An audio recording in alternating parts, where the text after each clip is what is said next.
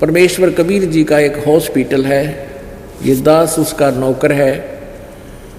इस जन्म मरण के रोग को काटने वाला एक डॉक्टर है। दवाई परमात्मा ने बता रखी है, औषधि मेरे को दे रखी है, ट्रीटमेंट विधि बता रखी है। तो यहाँ जो भी आपके साथ हो रहा है घर पे या यहाँ पर, आपको ये नहीं सोचना चाहिए कि ऐसा क्यों हो गया, ऐसा नहीं हो गया। इसके दो कारण हो सकते हैं। यदि आपको कष्ट रहा है तो गॉड गिवन है, इतना कष्ट चाहिए हमारे को ताकि भगवान की भूल ना पड़े।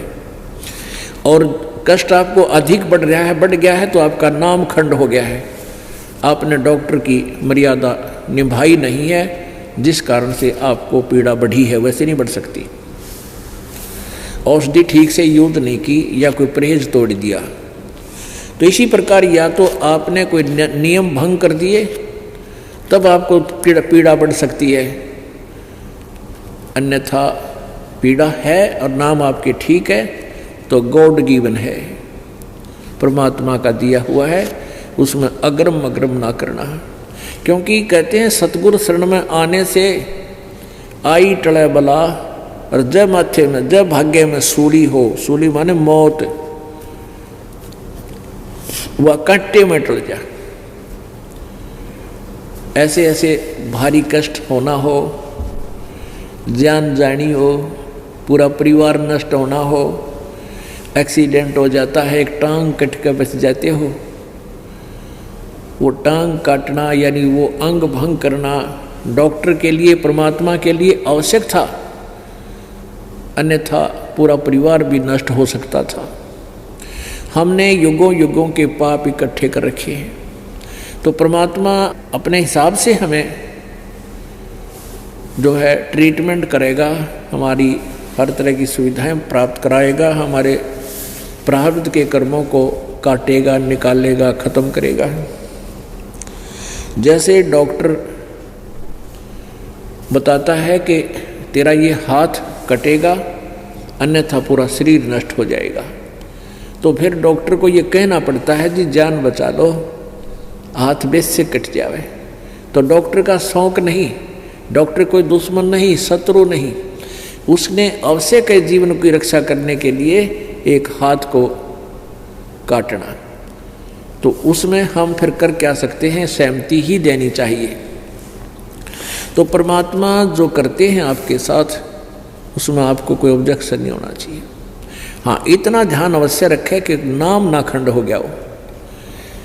नाम खंड होने से क्या होता है कि जैसे पहले तो जैसे जिसने बिजली का कनेक्शन ना ले रखा तो वो क्या करता है, आटा भी हाथ में पीसे, पशुओं के लिए चारा भी हाथ से काटते थे, ऐसे मशीन व गोल गोल चक्कर की, और जल भी हाथ से निकालते थे, दूध भी हाथ से बिलोते थे, रड़कते थे।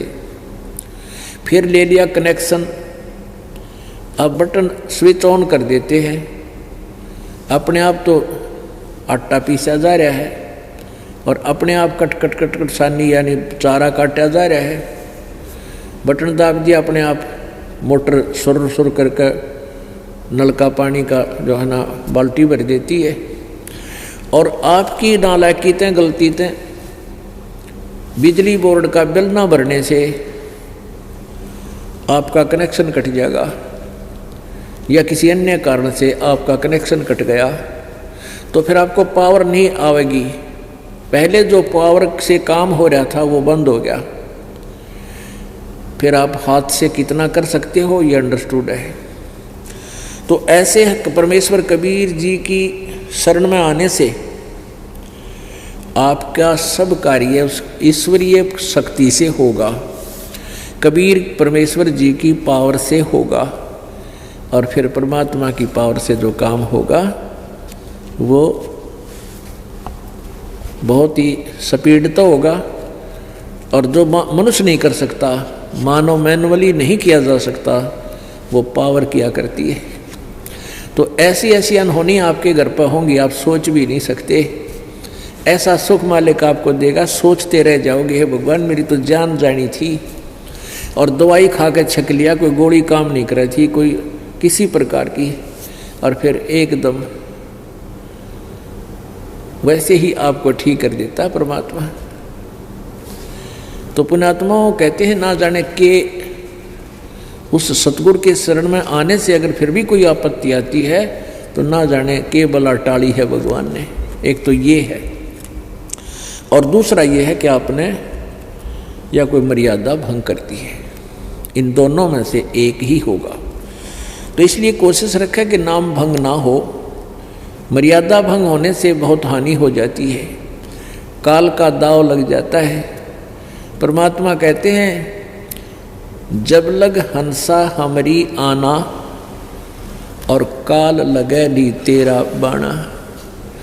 आय हाय, कितनी प्यारी बात कही है। कबीर परमेश्वर कहते हैं उस काल को कहा था जो यहाँ का मालिक है, ब्रह्म है, जो हमें यहाँ दुखी कर रहा है, पीड़ रहा है, गुमराह करके फंसा रखा है,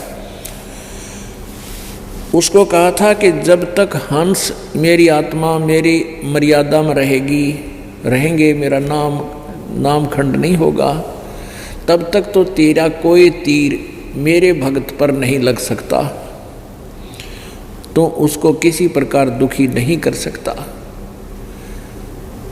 तो काल ने कहा था प्रभु जो नाम खंड कर देगा विलिंगली, तो उसको तो मैं नहीं छोड़ूंगा। तो परमात्मा ने कहा था भाई जब लग हंसा हमरी आना और काल लगे डी तेरा बाना। कहे कबीर सुनो धर्मराया हम शंखों हंसा पद प्रसाद।